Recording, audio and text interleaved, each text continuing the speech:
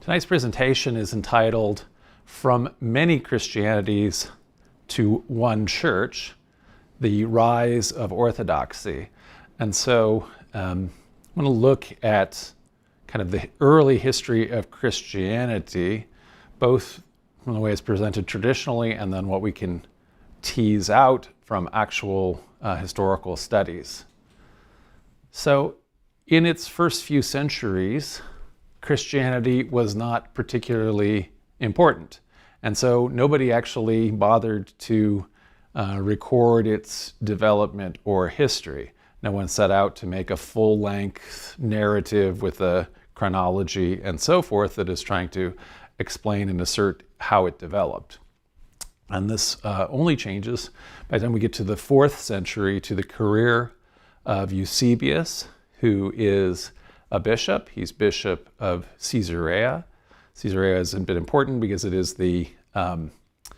it's the capital. It had been the capital of Herod's kingdom, and King Herod the Great had founded it. It's a port connecting Judea to the Roman Mediterranean, and ultimately then becomes the great metropolitan center of the Roman province of Palestine. And so Eusebius, it's also an early Christian center, and Eusebius has access to an archive of documents that no longer exist, and so he is able to build his narrative from sources that we don't have access to, and so that's a very important work for us. Also, anytime a historian is the first person to kind of write out a narrative, that ends up being the most important narrative, because you more or less write the narrative, and then even if everyone disagrees with you, ever thereafter you are writing a counter narrative to the first person's narrative. And Eusebius has a bunch of problems as a historian, and he gets a whole lot of things wrong. But again, it's telling that we don't have any one of them until we get to this point when we are already to a point where during Eusebius's career, while he's a bishop, Constantine has converted to Christianity, and ultimately he writes his history the year before the Council of Nicaea, when Constantine brings all the bishops together and does kind of the early work of creating a Christian church that has a unified structure as patronized by the emperor. The new structure that exists because there's now a thing, the ecumenical council, that actually brings it all together, that begins to define what people believe in by creating a creed and by expelling people who have ideas that are different than that. So condemning Arius, who is teaching a different Christology than the one that the bishops all get together and decide is orthodox. We should point out, though, that Eusebius, as a bishop, when he's building his narrative, it's definitely from the perspective of the bishops, and specifically the bishops who end up winning.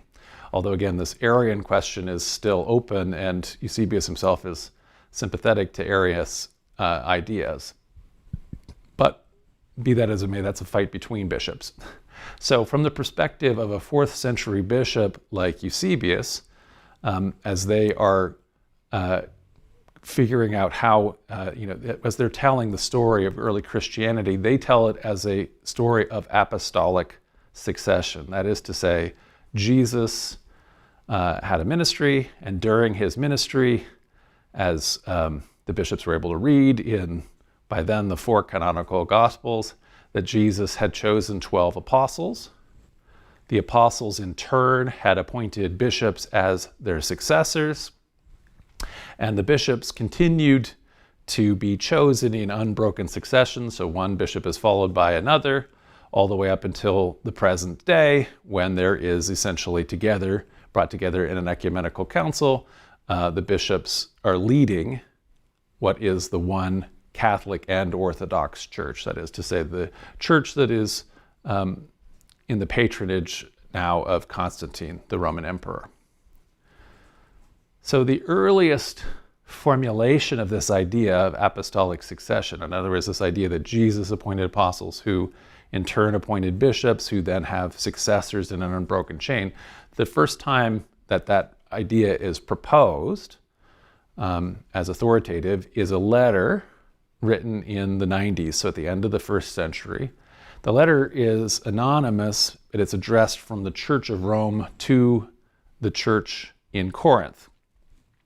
A century after this letter is written, our old friend Irenaeus of Lyon, one of the most important late 2nd century proto-Orthodox bishops, and important in defining what proto-Orthodoxy is going to mean. Irenaeus, who is living in the West and who is connected to the Bishop of Rome in his own day, identifies the author of this letter as Clement of Rome. And so this is usually called the first epistle of Clement to the Corinthians, because it has had Clement's name attached to it. And most scholars generally accept that this is a legitimate identification. So in other words, Clement is the author of this.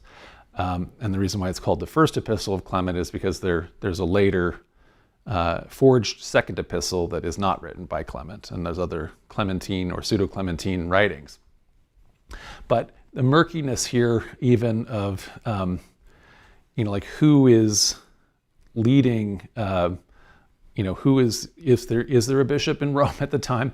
Is that Bishop of Rome Clement or not? It's we don't have a lot of evidence for any of that. If this letter is written by Clement, it is one of our earliest. It's our probably most important early document that's talking about bishops of Rome, if Clement was the author and is bishop. So as the author is intervening in a controversy within the Corinthian church, he's urging members in Corinth to obey their presbyters, that is to say their priests or their elders. It's cited as the earliest example of the church in Rome exercising a kind of primacy. So in other words, as Rome is the capital, the church in Rome, which is a very large Christian community, has taken some authority to correct other churches that are more or less all operating autonomously or autocephalously. And so this is obviously, if Clement is the Pope at the time, then this is one of the very first documents that's asserting that the Pope is, let's say, the first among equals among all the bishops. But this isn't great evidence for that because, again, the document doesn't quite assert that. So concerning apostles and bishops, the letter states, our apostles also knew through our Lord Jesus Christ, and there would be strife on account of the office of the episcopate. So there's going to be people wrangling over being bishop. For this reason, therefore, inasmuch as they had obtained perfect foreknowledge of this, they appointed those ministers already mentioned, and afterwards gave instructions that when these should fall asleep, other approved men should succeed them in their ministry. So, in other words, apostles, knowing that there was going to be a bunch of fights over who would lead the church, they appointed ministers, they appointed presbyters and bishops, and then they gave instructions that people should continue to succeed them when those bishops or ministers died.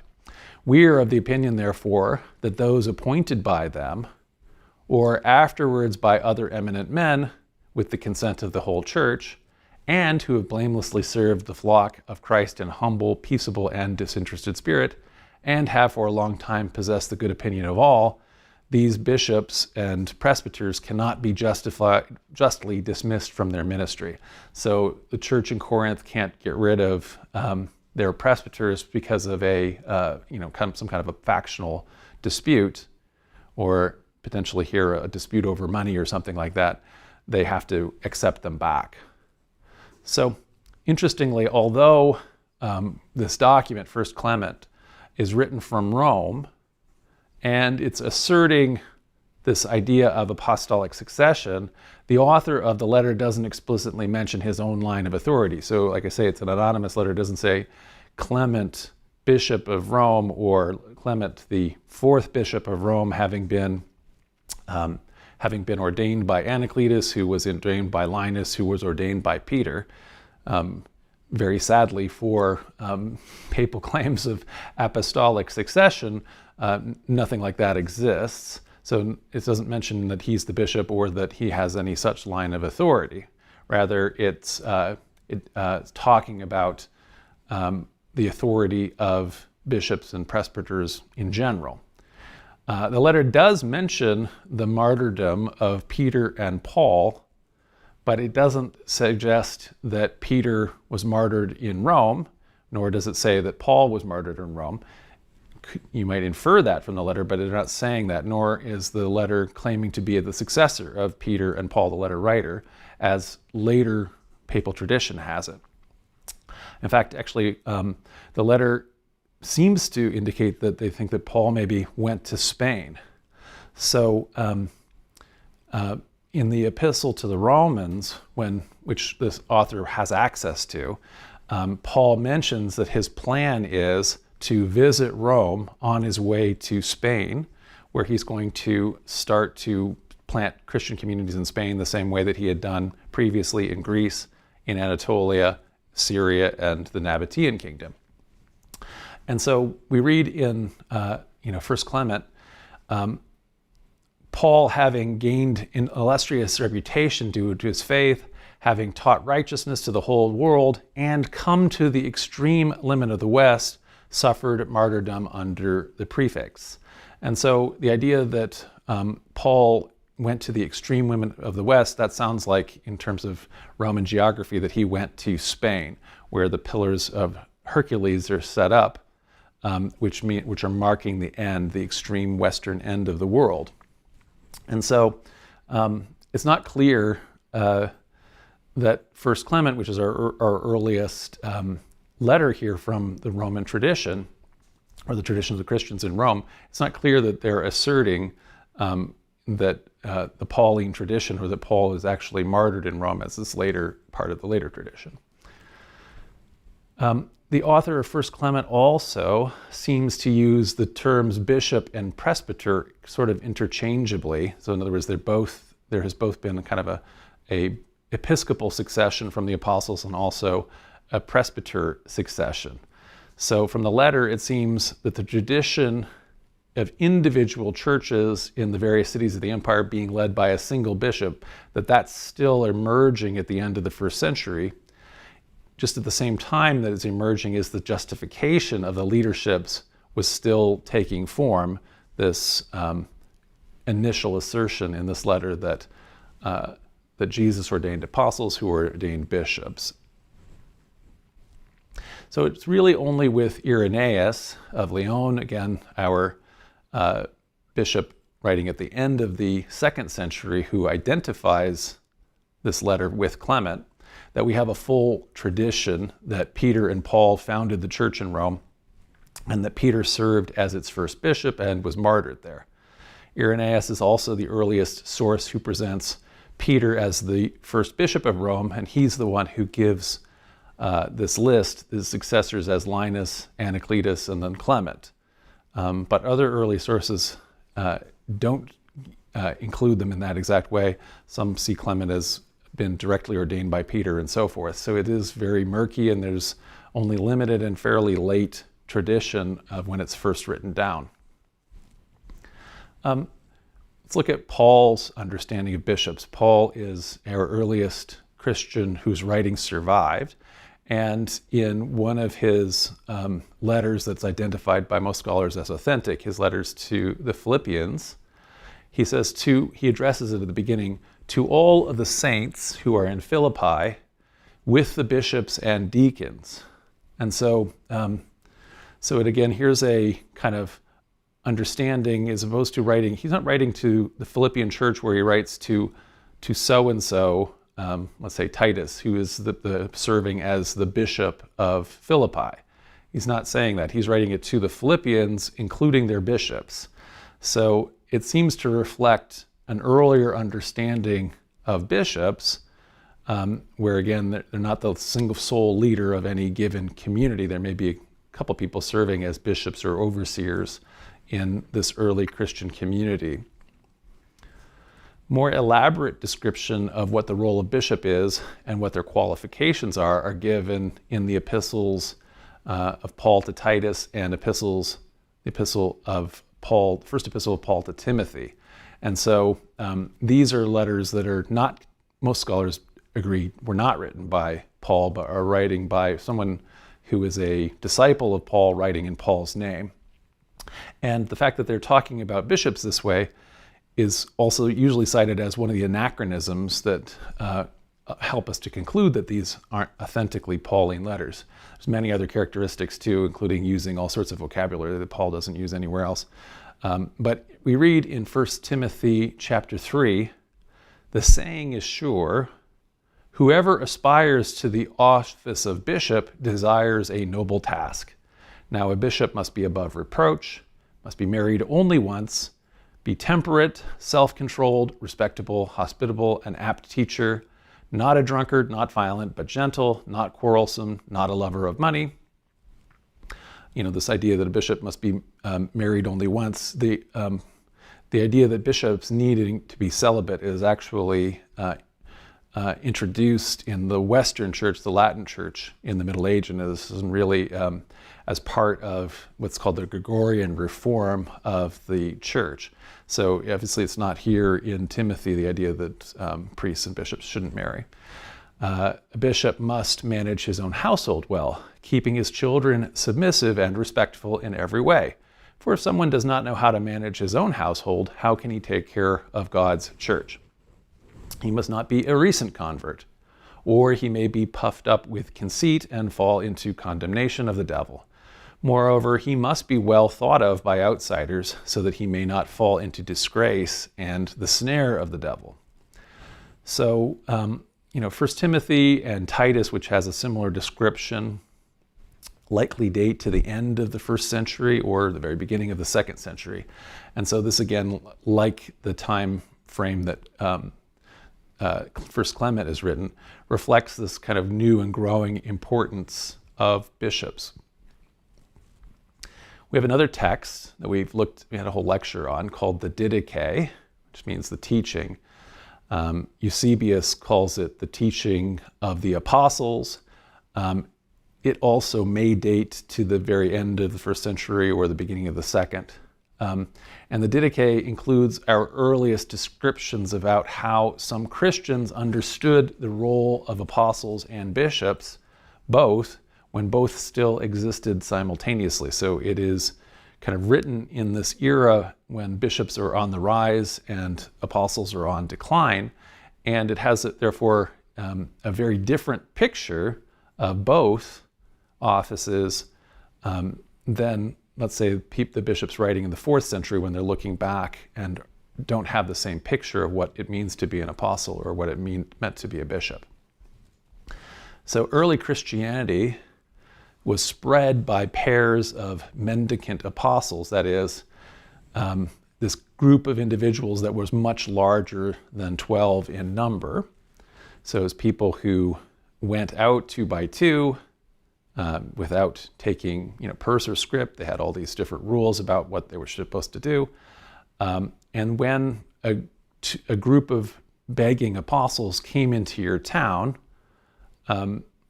Christians are given instructions that were very pro-apostle.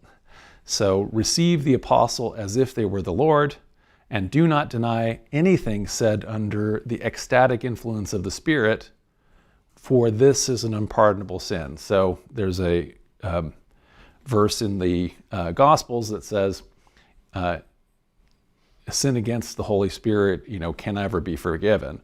And so this is when someone is talking in the Spirit. And so therefore it gives an enormous authority to what the mendicant apostles are preaching. So in the Didache we read, now you should welcome anyone who comes your way and teaches you as we have been saying. But if a teacher, and this is, as we'll see here in the next passage, is synonymous here, teachers with apostles and prophets.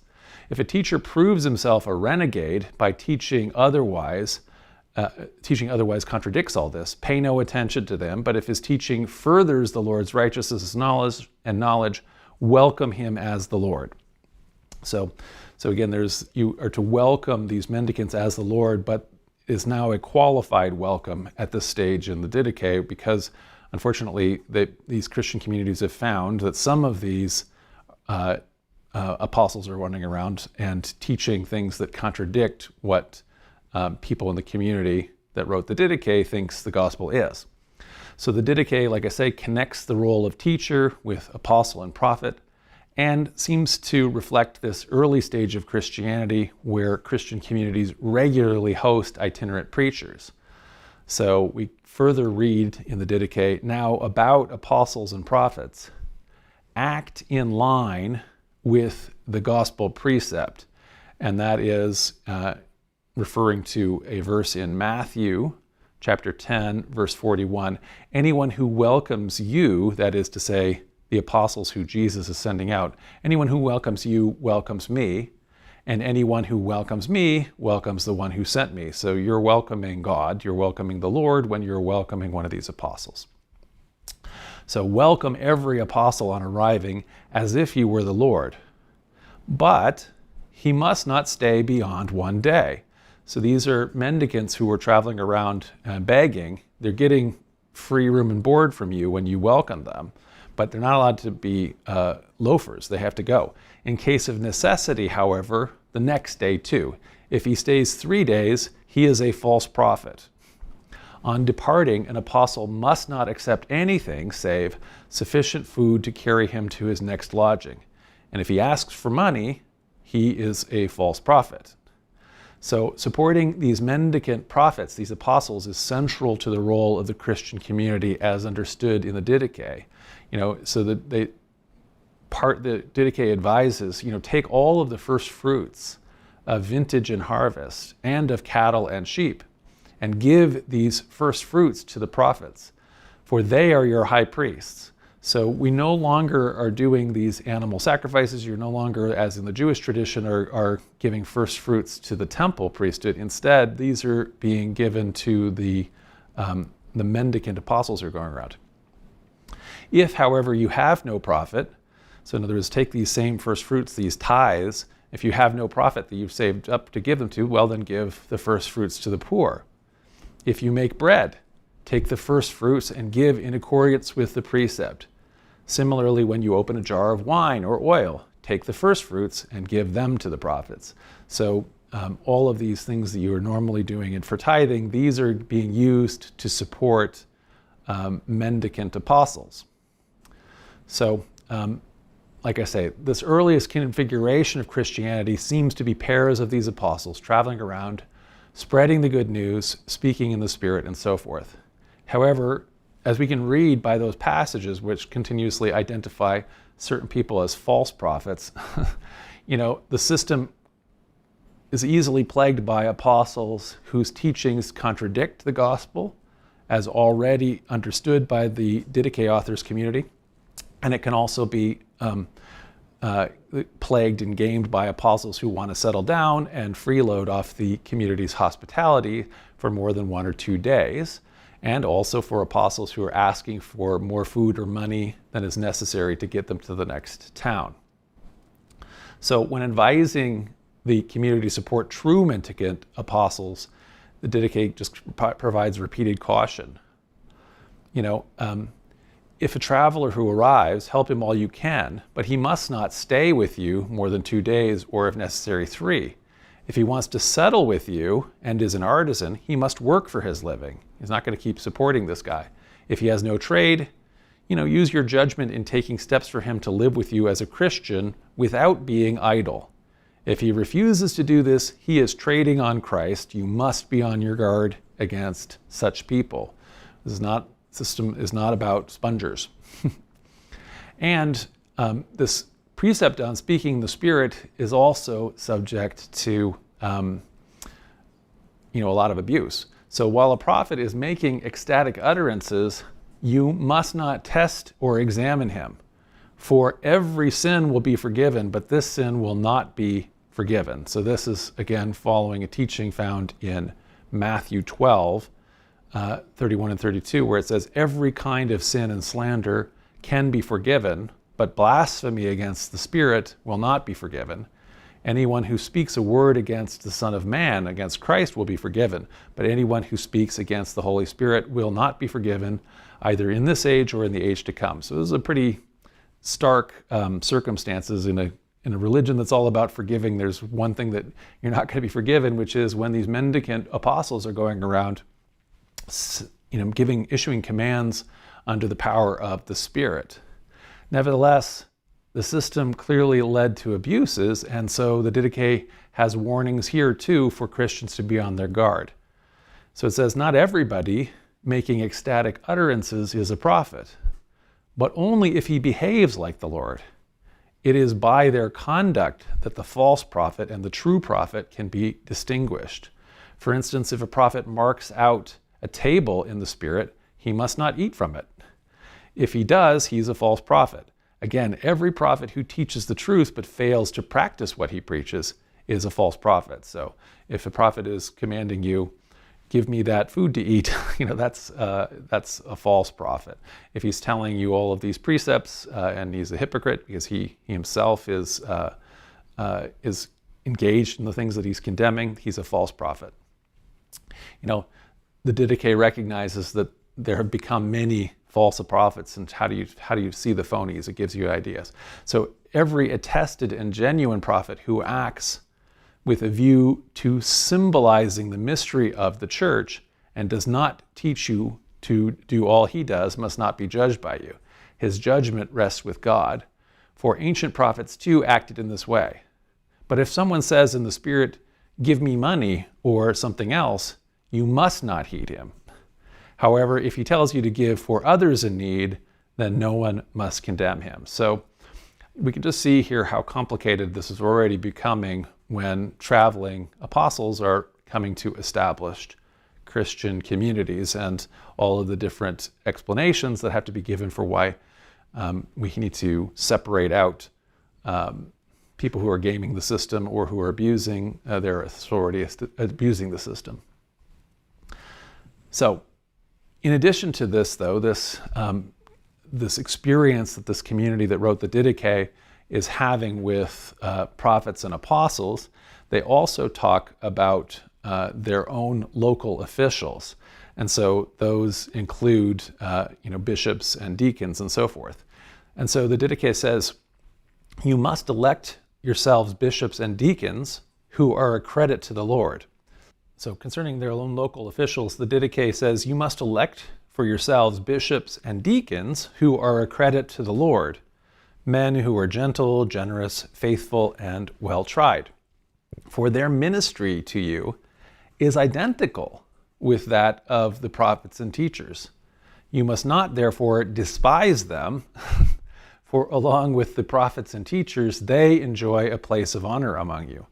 So, this is sort of putting the thumb on the scale here, that, you can kind of see in terms of popularity, even though there's all of this potential for abuse in the system of mendicant apostles running around and doing this thing, you can nevertheless see that for the people, for the Christian community, they're incredibly popular. So these are people that are demonstrating all of this spiritual capacity and selflessness because they've given away all of their property and they're wandering around preaching because that's all they do, and begging for food, but in a lot of cases being ascetics and not eating too much and going without a lot. Whereas the local officials don't have this same. They're not liked the same way. You said the text here has to say, you must not despise them. When they're talking about the bishops and deacons, and they tried to argue here that they are, they're also officials of the church and have the same general, quality and character as the apostles, even if you don't tend to believe that in the community. So this gives us a very early conception of how Christianity is operating.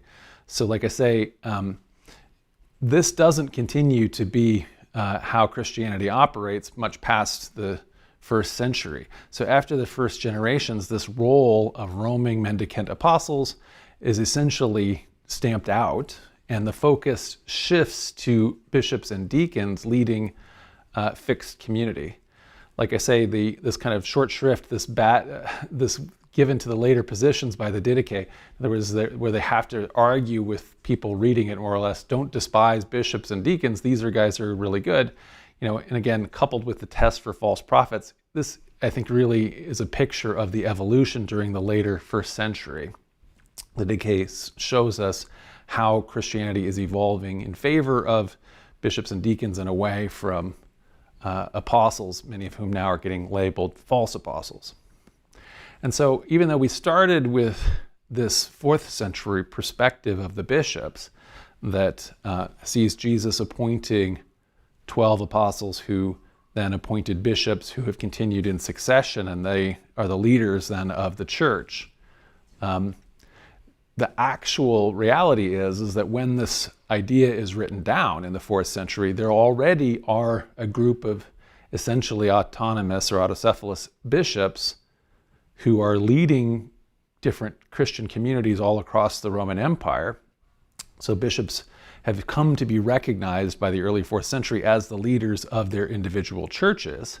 And when they try to create a tradition to explain how that came to be, they connect their traditions to predecessors, to the apostles named in the gospel. So people like, for the Roman authority, people like Irenaeus are recording the tradition that Peter ended up coming to Rome, even though we don't have great evidence for that in any time in the 1st century.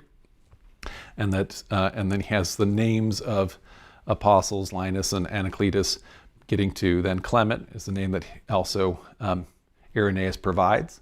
And essentially all of the other apostles start writing down, all the other bishops start writing down their own lines of authority. So the bishops of Alexandria trace their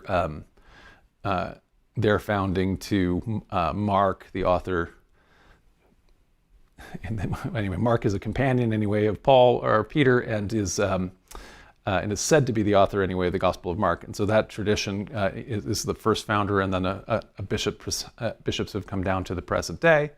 The bishops of Antioch also look back to Peter as a founder, and there is actually a good 1st century tradition that locates Peter in Antioch anyway, and so on. So Ephesus looks back to John and so forth.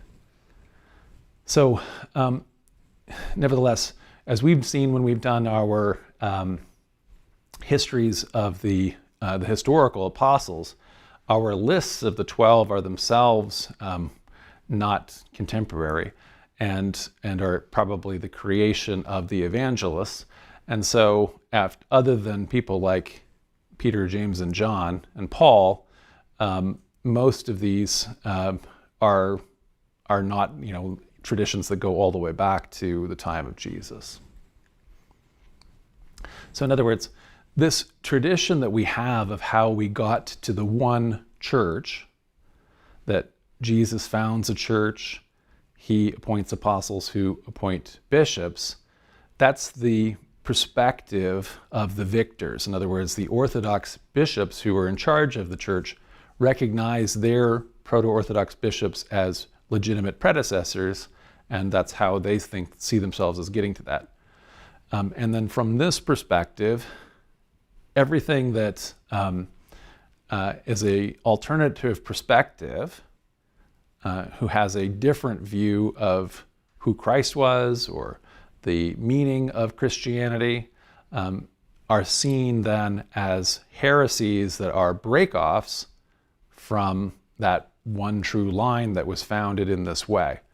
So for the bishops, proto-Orthodox predecessors, they always were the church, and everyone else, be it the Ebionites, that is to say, Christians who continue to follow Jewish law, Marcionites, Gnostics, everyone else is portrayed as a breakoff and as a heretic.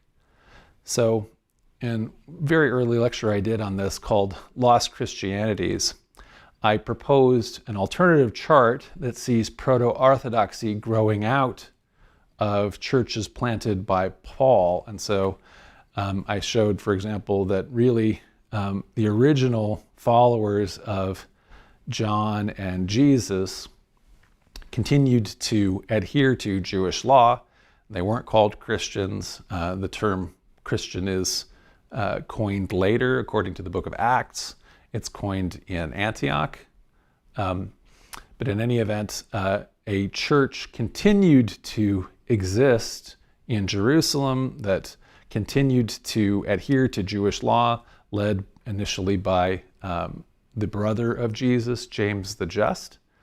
And there's some sense that those Jewish Christians may have continued on until they were viewed as a heretic, whereas the proto-Orthodox are increasingly influenced by Paul and his writings. And then Marcionites and Gnostics in some ways. Marcion certainly is more Paul than Paul.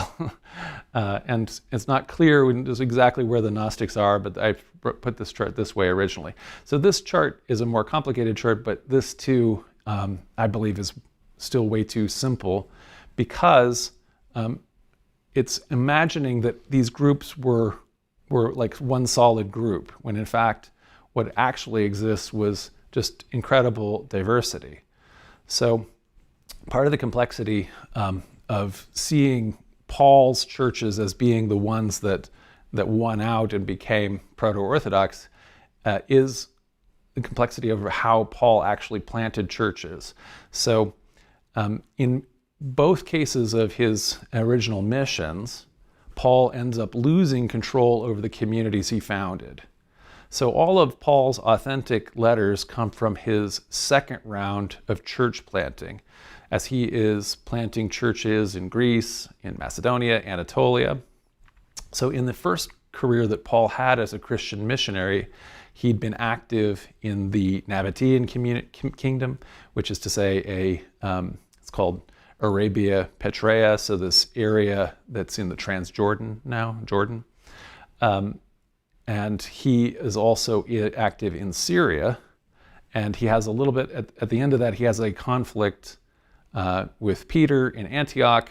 He decides to kind of move on and start over in Greece and Anatolia. And then at the end of his letters, many times in his letters, he's also having additional conflicts, and he ultimately decides that he has to, relinquish control essentially of those churches to others and start all over again in Spain, which he writes in his very last authentic letter, the letter to the Romans, where he plans to start over again in Spain. Or it may not be the last, there might be some ones from prison after that. But in any event, in his great big letter to the Romans. As Paul moved on, first from Syria, where Peter became kind of the leader in Antioch, and then later from Anatolia and Greece, where apostles with written credentials, potentially from James in Jerusalem,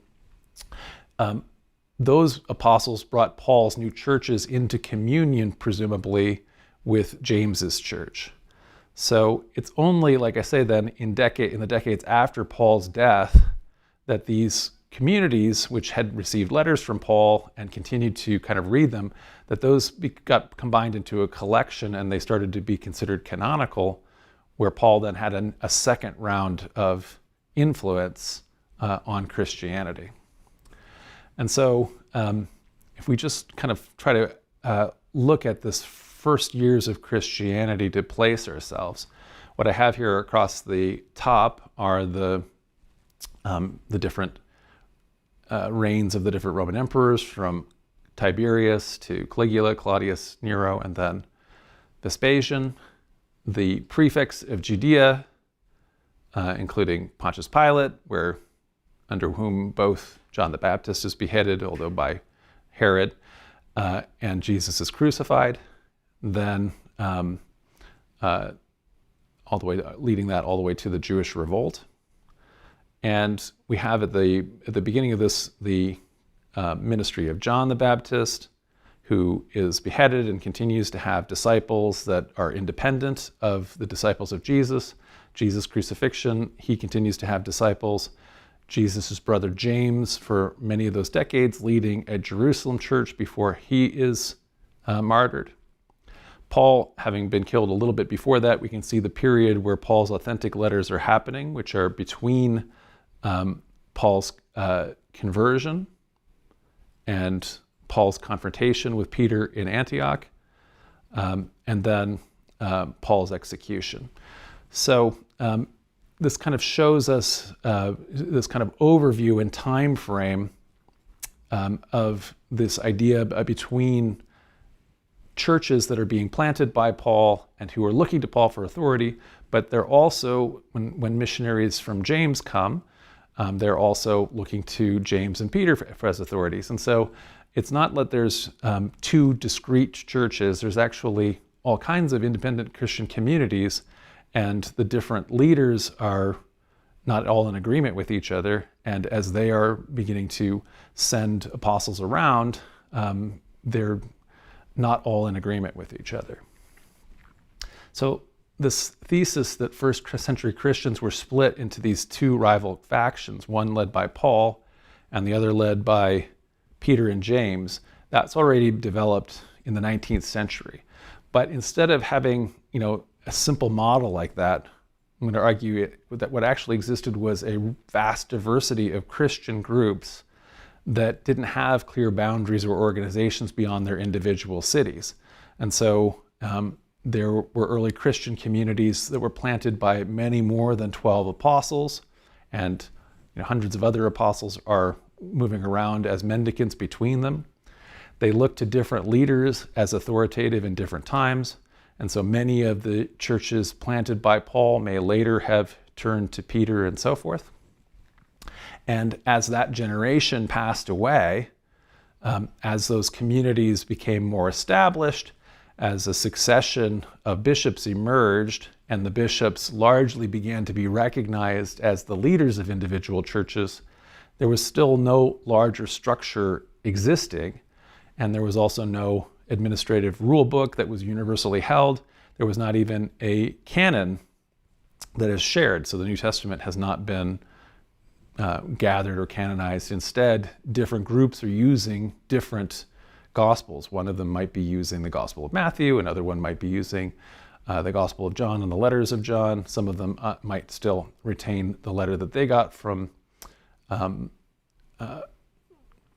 Paul and simultaneously be using the Gospel of Luke or something like that.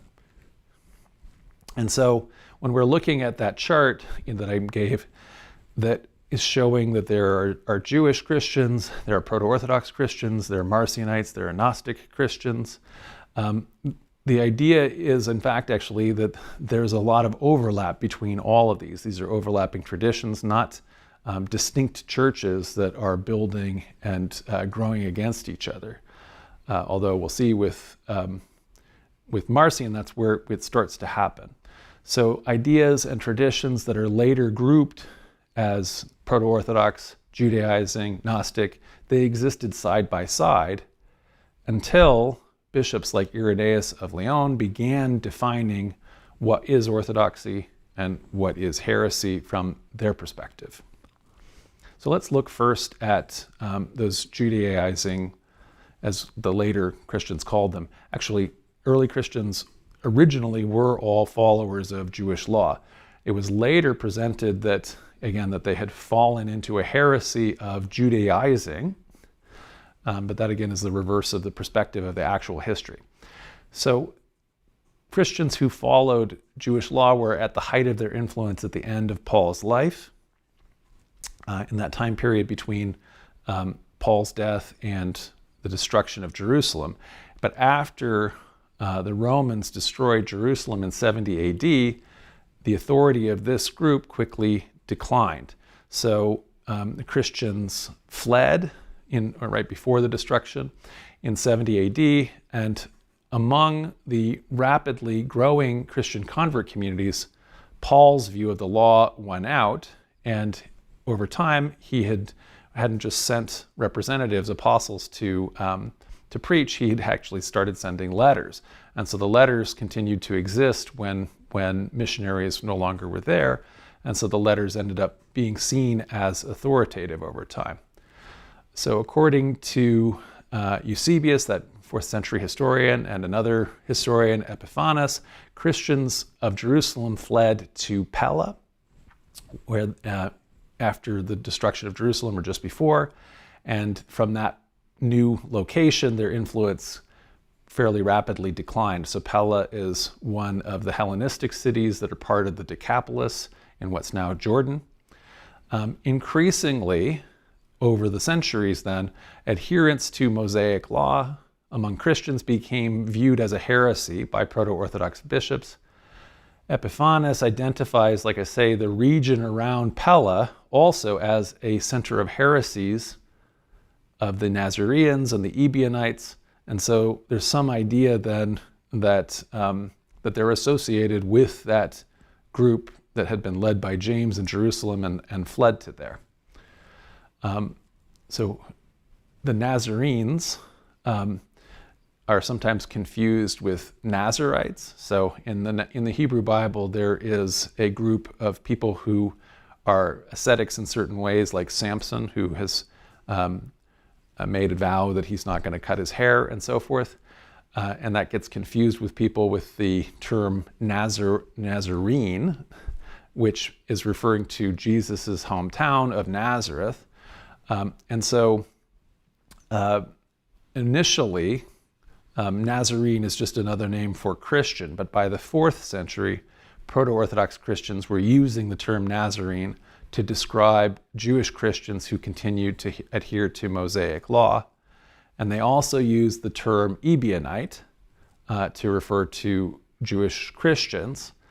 And so the Ebionites, according to Origen, took their name from the Hebrew Ebionim, meaning the poor, because, according to Origen, the Ebionites regarded voluntary poverty as a blessing.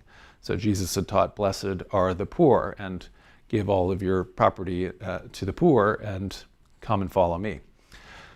When Paul is writing about James and his church, one of the things he's saying to his many Greek-speaking Hellenist, formerly pagan churches is, we're going to be able to reconnect with James by taking up a collection for the poor of Jerusalem.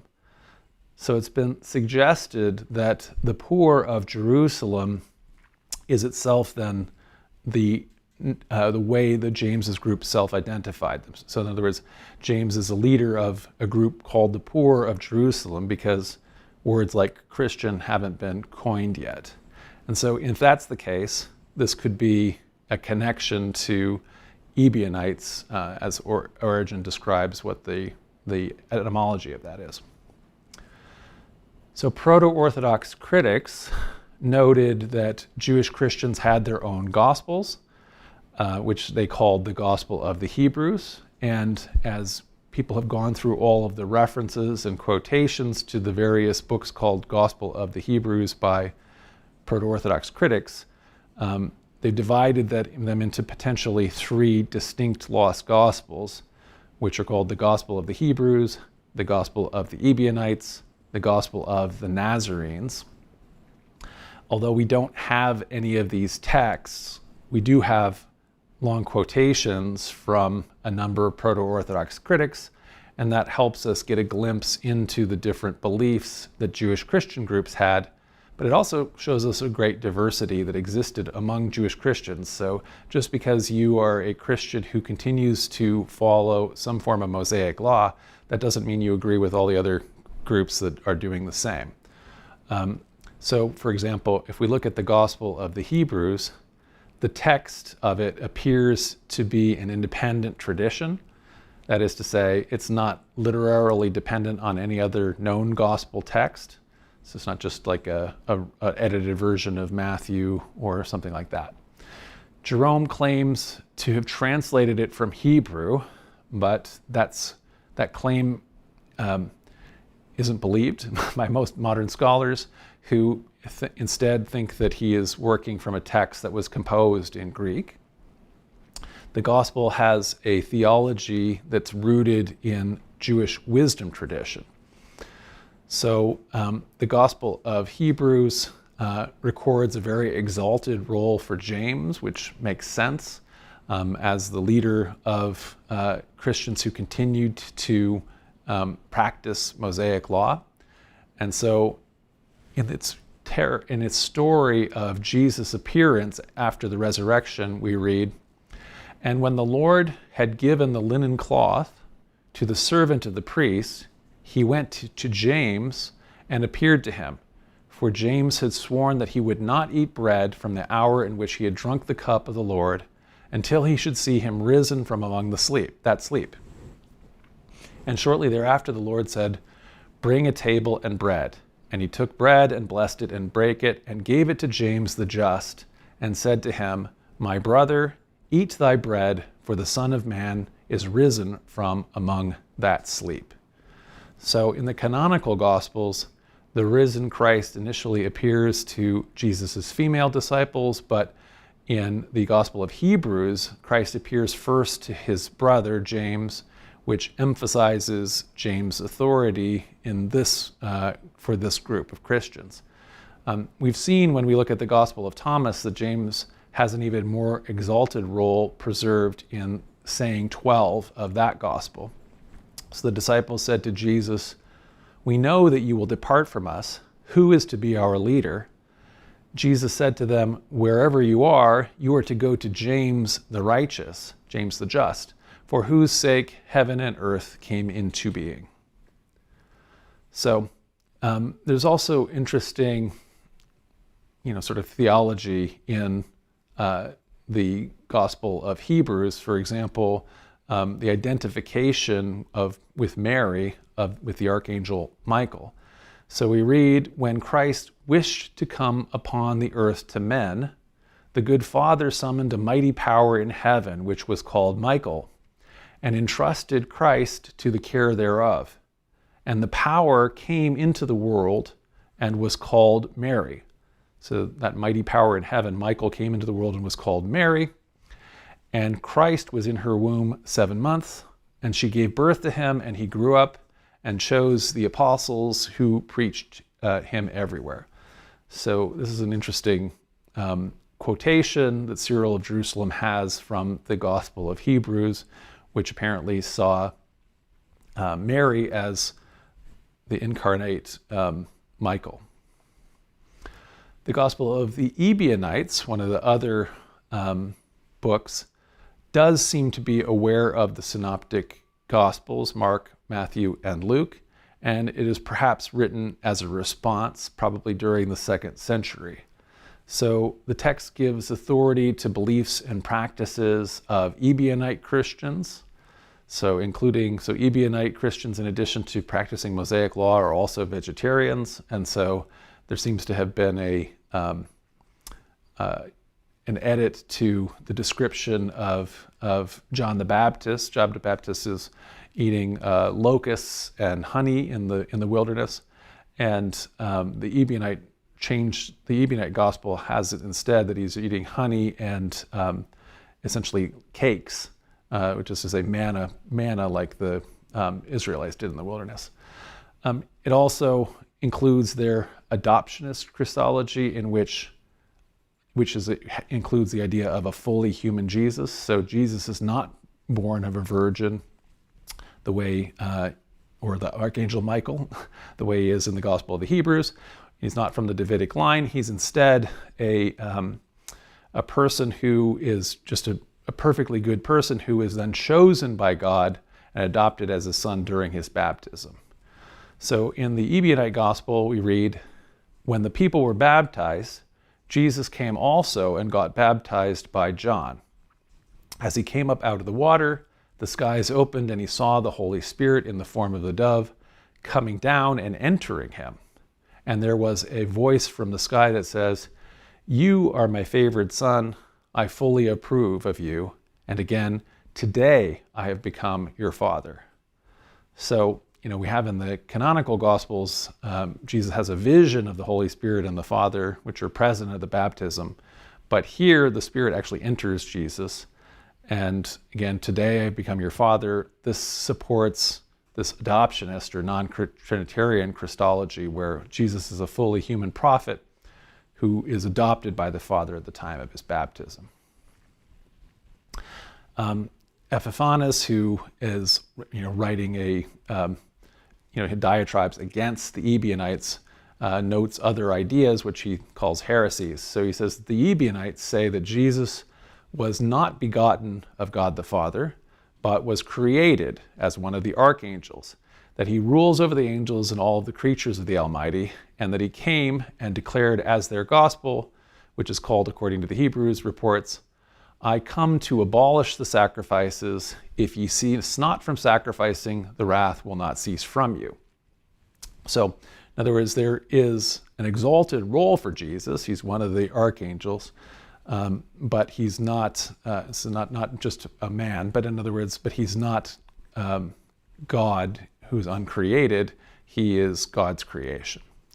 And one of the arguments here that he's making a change to otherwise Mosaic law. He's abolishing animal sacrifice and other sacrifices, but other components of Mosaic law remain in effect and are being practiced, including things like circumcision. But anyway, this just speaks to the diversity that continued to exist among these different Jewish Christian sects. So some of them, while they all continued to maintain adherence to portions of Mosaic law, they shared other beliefs and practices varied. So different fragments that we have of these present different Christologies. And while, like I say, Ebionites saw Christ as a creation of God, adopted as his son, other Christian groups may have professed a Gnostic theology.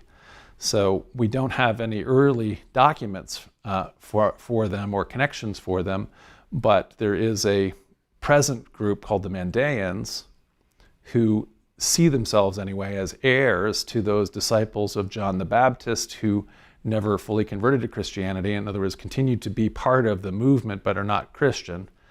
And their religion today is the only Gnostic religion that survives from antiquity. So we have, neo-Gnostics, people who are not Nazis, but anyway, people who have adopted Gnosticism in a modern time, but there is a long continuity of the Mandaeans going back. So as we're talking about Gnostic Jewish Christians, let's look at a second early group within the vast diversity of early Christianity, the Gnostics. So our word Gnostic comes from the Greek gnostikos, which means having knowledge, and Gnostics emphasized attaining personal knowledge of the true universe, and that's what's essential for salvation. Generally, this true knowledge of the universe included the Platonic idea that the material universe that we can sense is flawed and evil, in fact, and that the true good universe is immaterial and spiritual, and it can't be felt with our senses. So Gnostic, though, is a blanket group because it covers a diverse group of other peoples, including there's a range of ideas within Christian Gnosticism. There's also Jewish Gnosticism and other kinds of Gnosticisms.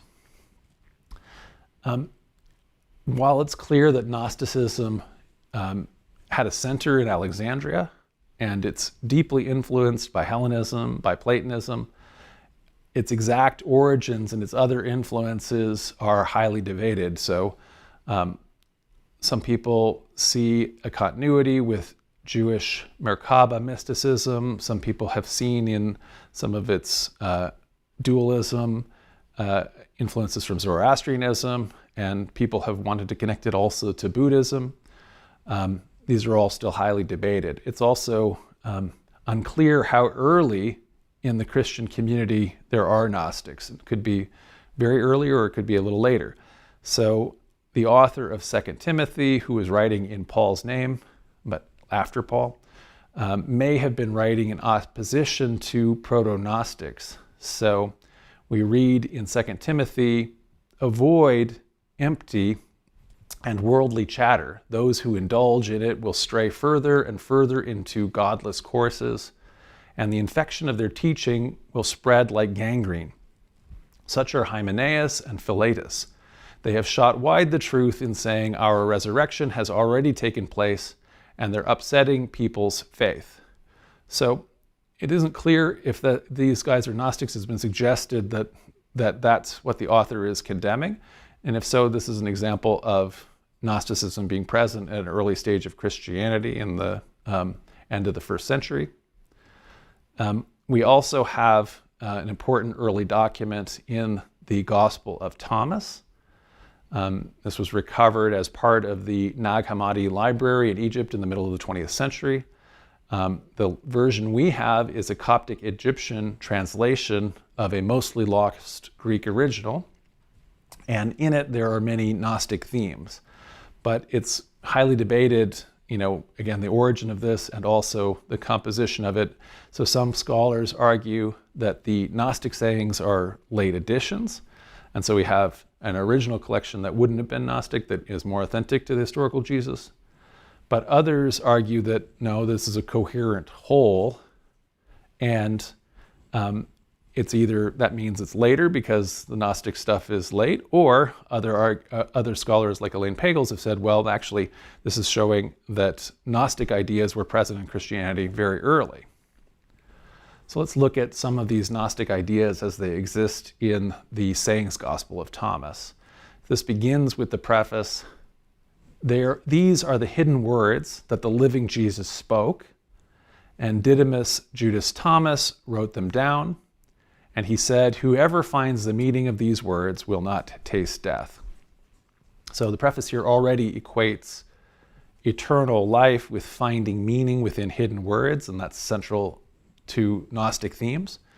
And so while Thomas includes variants of Jesus' teachings found in the Synoptic Gospels, there are other teachings that are more Gnostic that are found only here. So for example, in Thomas saying 3, Jesus said, if your leaders say to you, look, the Father's kingdom is in the sky, then the birds of the sky will precede you. If they say to you, it's in the sea, then the fish will precede you. Rather, the Father's kingdom is within you, and it is outside of you. So Jesus taught about a kingdom of God, but early Christians had very different interpretations. And so Thomas rejects the idea that the kingdom will be founded after a literal apocalypse in a literal way. And so that may also reflect the condemnation in 2 Timothy there of these guys who say, well, the resurrection has already happened. So we're not going to have this literal resurrection like that.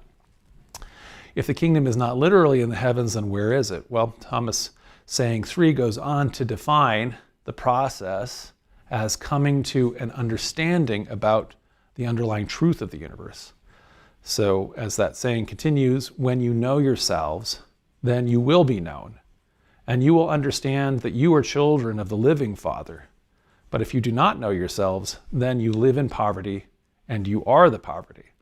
So in this case, this is expressing poverty as bad as opposed to good, but it's also a symbolic understanding of poverty. This is poverty of understanding. So a significant component within Gnostic writings are creation myths, where there's whole numbers of aeons that are created in pairs and in orders and so forth. It's a way to try to explain the meaning and purpose of the universe through the idea of cosmogony, through an elaborate creation myth. Most of the myths include Plato's idea that a demiurge, a craftsman god, is responsible for material creation, which is flawed, and often this demiurge is often called Yaldabaoth.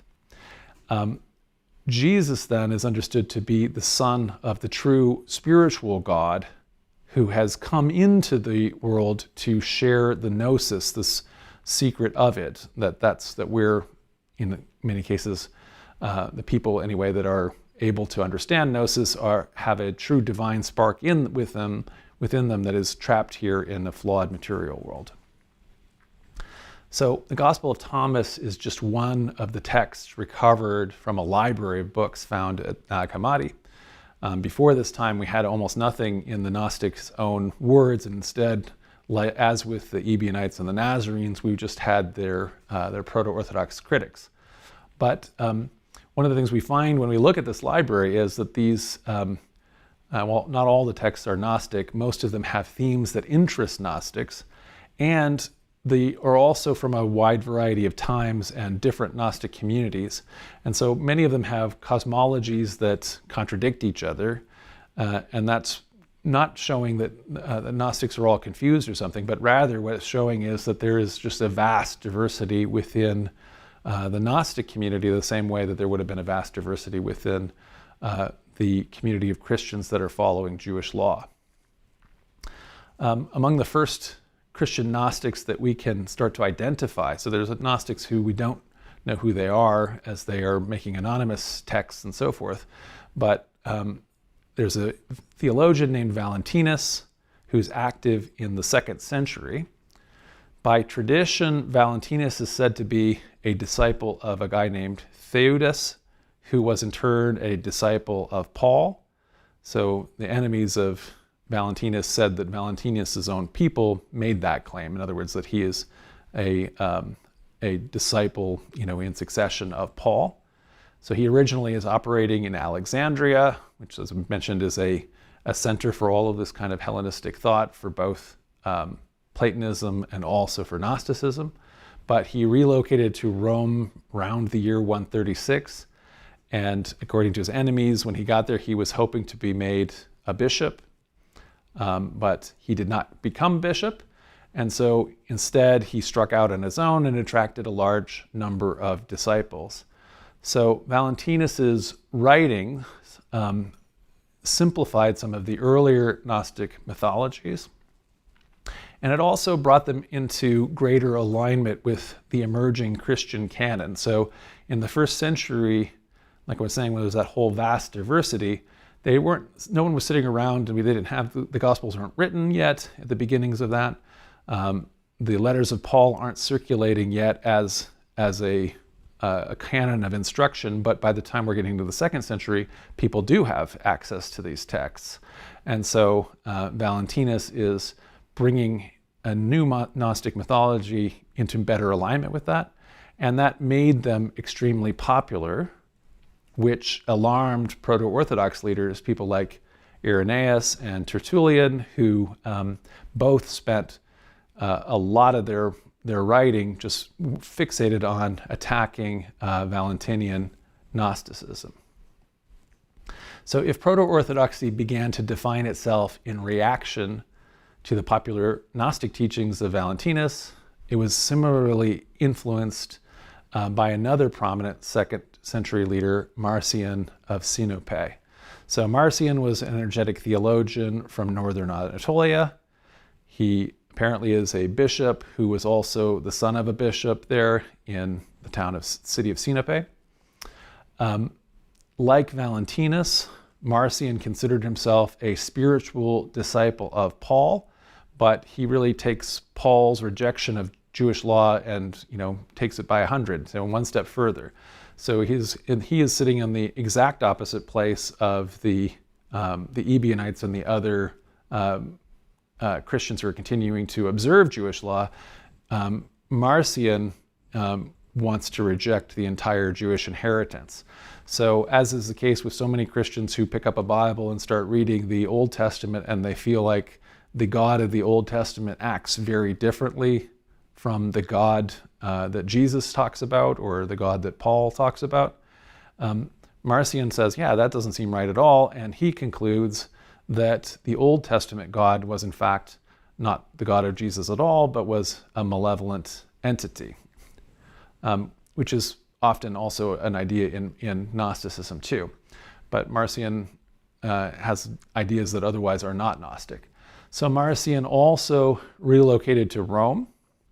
His detractors also charged him with hoping to be made bishop of Rome and say that he gave a huge donation to the Christians and community of Rome, the church there, but it did not end up getting made bishop. And so he returns to Anatolia, and he does something new, which is to begin to develop a network of bishops in Anatolia that are aligned with his theology and teachings.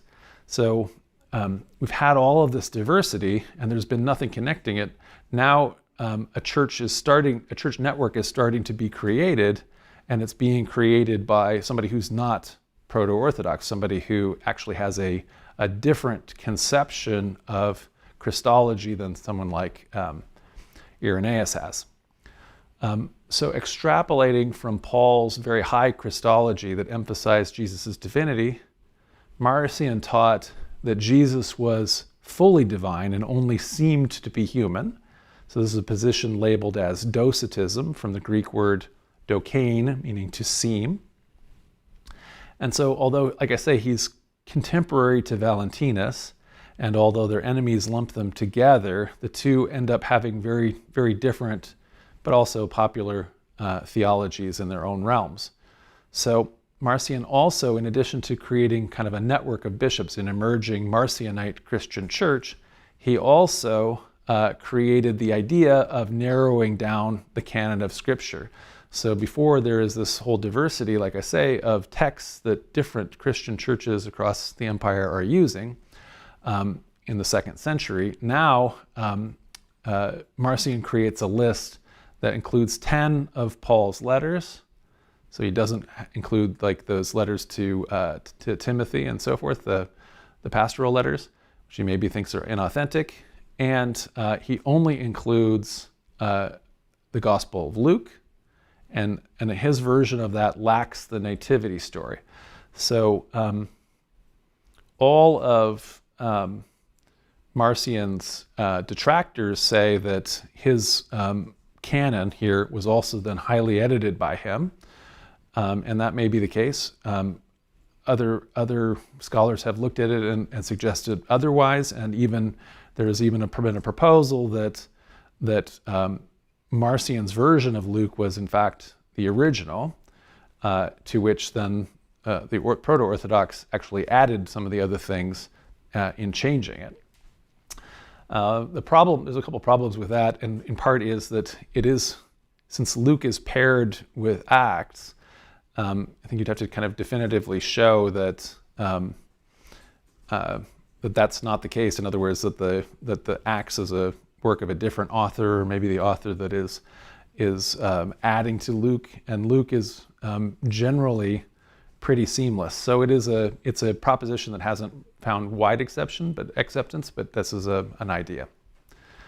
So what I'm trying to show, or what I have tried to show and describe here, is that it's not that there was one church at the beginning, and that from which different heretical groups emerged, nor were there, let's say, multiple churches that were fighting with each other right from the beginning.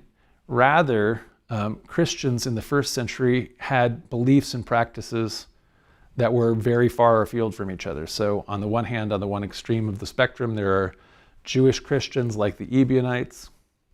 And then at the other extreme, there are Christian communities that were really focused on rejecting the whole Jewish inheritance. But it's only in the middle of the 2nd century where these ideas start to become articulated by really prominent thinkers like Valentinus for his version of Gnosticism, Marcion for his version of sort of a super Pauline Christianity. That's what then caused a reaction. That's what caused leaders like Irenaeus, Tertullian, and so forth to start formulating what orthodoxy should mean, including adopting ideas like creating a canon. So, from Marcion's very lean canon, Irenaeus is the first person to argue that, well, we should be using 4 Gospels and only 4. And so that's one of the first assertions of that should be part at the center of a canon. And Irenaeus also quotes very strongly from a canon of New Testament scripture, which, although he doesn't list off what it is yet, it is very similar to the canon that eventually emerges out of the proto-Orthodox in the next century. And so in reaction to Marcion, especially, proto-Orthodox leaders like Irenaeus began to create these lists. They also started saying what proto-Orthodoxy should be, that is to say, what should our beliefs and teachings be, what is the right belief, orthodox, and what is wrong belief, heterodox. And so as they defined people who, in their view, should not be considered true Christians, people who should be considered sects and heresies, they were also then defining what Christianity should be. And that is the inheritance that ultimately came together in the 4th century when imperial patronage allowed that network of still fairly diverse bishops, but less and less so, to come together into an organized structure for the very first time with the Council of Nicaea 1700 years ago. And so that is how I trace, anyway, out how we got from many Christianities to one church. And so while I get a glass of water, Landro has been finding your comments.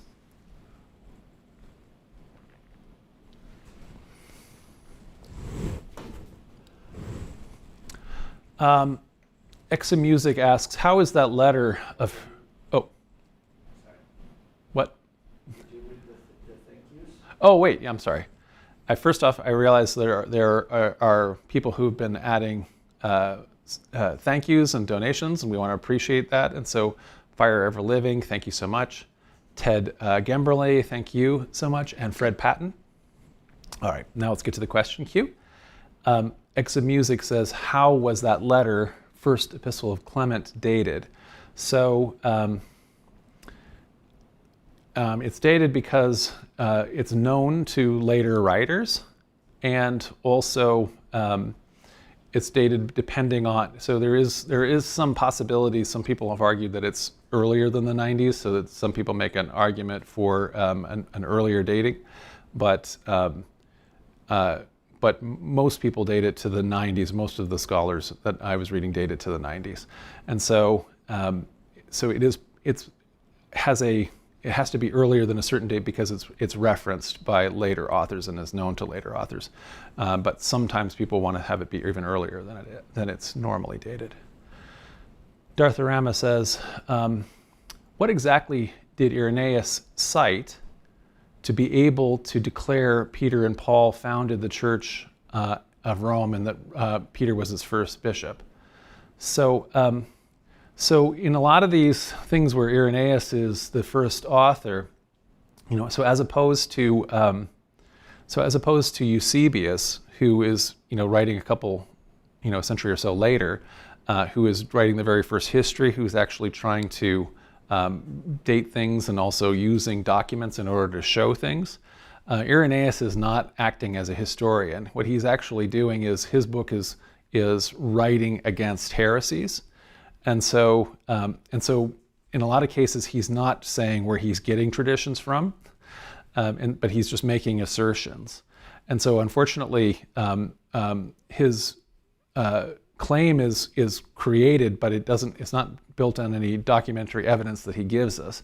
The reason why we might think that it's good is that he himself is part of the Latin Church. He's relatively early, but still it's pretty far afield from the time frame when Peter is actually operating, which is why we don't have really good evidence of Peter that places Peter in Rome, Peter or Paul in Rome. Ghost Machine says, did Matthew, Mark, Luke, and John use any of Paul's writings when they wrote the Gospels? So no, I don't think that we have any evidence that those authors are relying on Paul. So again, this is why I'm saying that there is this period of time in the first century where there's got to be this incredible diversity, because nobody has a single, they're not all working from any one book. There is a tradition where everybody's running around as mendicant apostles, speaking in the Spirit, and when you're doing that, you're also a prophet. So you're saying new things, and in some cases, what was happening is let's say this apostle or this prophet has had a vision or an experience with the risen Christ, and Christ has told them something. Well, if they then tell a community that, and that gets remembered by the community within the oral tradition, then that creates a saying of Jesus that doesn't go back to the historical Jesus, right? And so that's why there is there's all of this very incredibly diverse tradition before we start having any written evidence. So the early writers are not largely using a lot of each other's works because Paul's writings at that time had very limited circulation. Do you think passages in Mark where Jesus is rejected by his family are just Pauline inspired dig to obliquely warn not to consider James the Just as a worthy leaders of faith? So I've argued about that. I mean, when we've gone through and we've looked at the Jamesian church and this very strange idea in Mark that James and actually even Mary are kind of opponents of Jesus's work, and that they think that he maybe has a demon in him and that he's crazy, and they want to go settle that, and Jesus also rejects them and says, my brother and my mother and my sisters are here, my disciples, not my physical family. In other words, it's my spiritual family of the disciples. But we know, but that contradicts, this idea that is present in the Gospel of Mark is contradicted by our knowledge that we have from Paul that Jesus' brother James is actually, the leader of the church in Jerusalem, and Paul acknowledges him as one of the leaders or pillars of the church. We also have a tradition in Paul that Jesus appeared to James. The risen Christ appeared to James. And so he wouldn't have said that, considering that he's something of a rival. So it's not entirely clear, that this is even a Paul-inspired issue, because again, maybe the author of Mark doesn't really have access to Paul's work. So what's probably happened is that this person is from one of these Greek-speaking Christian communities that is not recognizing the authority of the Jamesian church that is still present at the time Mark is writing. And so is maybe, like you say, wanting to discredit the authority of James and his successor, Simeon, who is also either one of Jesus' brothers or his cousin, depending on what people understand. Julie Bazuski says, I'm not a big fan of episcopacy, but I think some sort of organization like the rules of bishops was inevitable. Would it have been the same if, for example, James's group had ultimately won? So it's not entirely clear because we don't have enough explanation about what's happening still in especially the Jewish Christian groups, if they have all started to be led by bishops.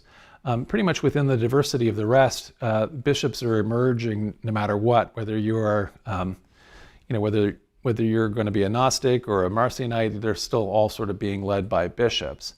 It didn't necessarily have to go that way, but you can see why the practice that they had of mendicant apostles going around 2 by 2, and being supported by the community, and them being able to speak with the authority of the Holy Spirit that can't be contradicted, why that was maybe exciting, but also a recipe for chaos.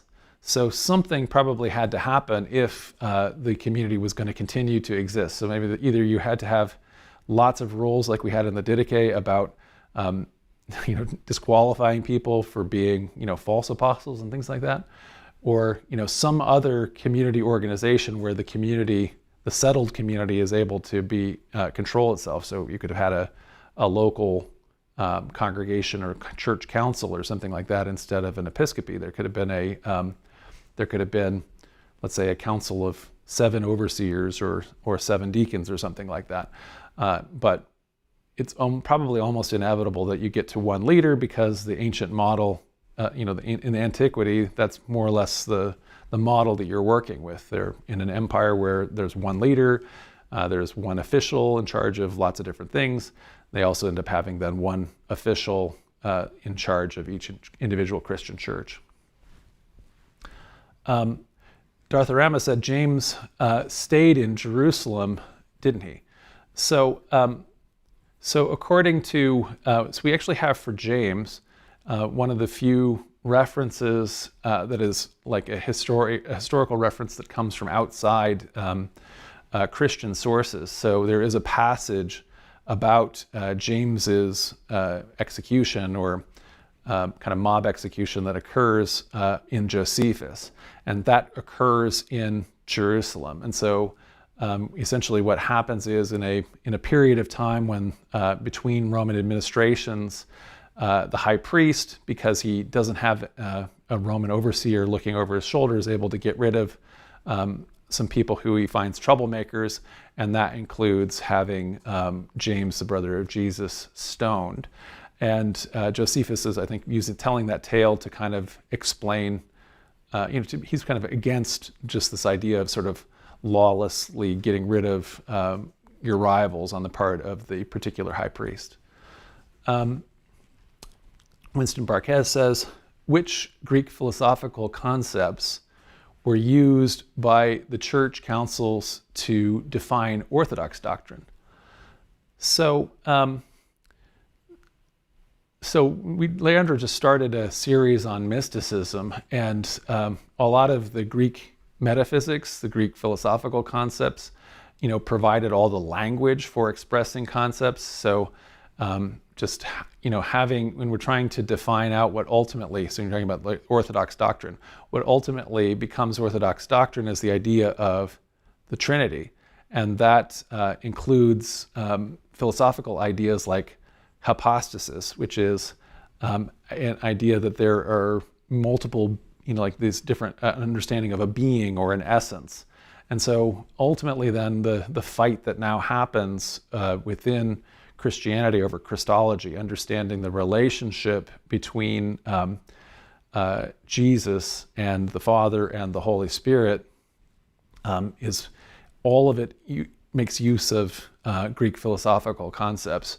And so when they're fighting over questions like, when you're reading in the Creed, begotten, not made, when you're, of one spirit, one being, all these different kinds of ideas, whether Jesus has, one nature or two natures, these are using understandings from Greek philosophy. So they couldn't do any Christian theology without Greek philosophy, and that's also true in terms of describing Christian mysticism. Fire Ever Living. I wonder if there was something about Marcion's theology which caused his movement's failure to catch on, or if it was just a historical accident. And Ricky Palacios asks, how did Marcion's view of God affect Orthodoxy? So I think part of the reason why Marcion's movement isn't able to catch on is you've cut out too much when you have just gone to the one abbreviated gospel and then just Paul's letters. The problem, if you read all of the gospels, let's say, and even if you read Paul, it is very difficult to completely divorce yourself of the context of the Hebrew Bible, what becomes the Old Testament, in the non-Marcionite Christianity, because those authors, both the evangelists who write the different Gospels, including the Gospel of Luke, and Paul, are steeped in the Greek version of the Hebrew Bible. And so just getting rid of it's very difficult to make sense of the movement. That's one of the reasons why I think it just doesn't work, and why the proto-Orthodox position, which becomes, we continue to look to the Old Testament, what we're now going to start calling the Old Testament, because the Old Testament, not because we obey Old Testament law, you're not supposed to obey Old Testament laws, but because Jesus has fulfilled that, and everything within the Old Testament can be read typologically to be a prefiguring of Jesus and everything that Jesus has said. And so that's the response in a way to what Marcion was doing. In terms of in terms of how Marcion's view affects Orthodoxy, so because Marcion is presenting this idea of docetism, that Jesus only appeared to be human but was actually just a fully divine being, Orthodoxy has to respond to that by saying, no, Jesus is fully human and fully divine, and ultimately has to decide, for example, well then, does that mean Jesus has one fully human, fully divine nature, or does he have a fully human nature and a fully divine nature? Does he have multiple wills? Does he have just one will? And so they fight over that for the next several centuries. Okay, John Phelps said, how much was Martin Luther aware of the history of the church when he came up with his criticism? So I would say Martin Luther is not aware that much of, let's say, all of the history that we now have. So what I've just presented would have been, very alien to him. So at the time of the Protestant Reformation, Martin Luther would have read the book of Acts as being, quite a very literal history book, that this is something that describing how things actually happened. And he would be looking to Acts and looking to the writings of Paul to understand what the church, in his view, should be. If we reformed it, we should be going back to a church that looked like that. And so he then started to look through the rest of Christian history as a kind of a falling away from that golden age, a view of kind of decline, corruption, and so forth. And so when he wanted to reform things, he wanted to get back closer to what he's reading in the Bible, which he then creates in his understanding as the sole source of authority within the Christian tradition. Kate Blackford said, were testimonies a part of an oral history by any chance during the 3rd and 4th centuries? So in terms of, it depends on what I guess what depends on what you mean. So in other words, people would be having testimonies of, that they've, for example, had a vision of the risen Christ, or that they have had, this particular spiritual experience. I mean, that would be part of the, in the 1st century, it's part of that preaching that the mendicant apostles are doing. In terms of later testimonies, by the time you're getting to the 3rd and 4th centuries, people are looking back to testimonies, let's say, of Christian martyrs. So during the sporadic persecutions that take place, there would be Christians who acted very bravely in the face of refusing to deny their tradition in order to deny their religion, and would get executed for that. Those kind of things resulted in testimonies. So there would have been oral traditions of that, certainly, yeah. Stephanie Ceresi says, From last week. Oh, that's from last week. Oh, never mind. So is that all? That's it. Oh, that's it. Well, very good, everybody. Thank you so much. Good questions, and I appreciate it. We will see you next week for, remind me again. This week is how accurate is Acts of Oh, yeah. So we'll look at how accurate is Acts of the Apostles, which really blends into this lecture that we just did, because in order to understand that earliest tradition, that part where the bishops are trying to get their tradition all the way back to the apostles, what's missing is that that actual connection in the 1st century, and for that time frame, all we have is the book of Acts. So we'll talk about that next week. Don't forget to like and share and subscribe to our channel, and if you're able, consider a donation in the YouTube chat or at our website, centerplace/donate. And of course, as always, we also we'd like you to sign up for our newsletter, centerplace.ca/signup.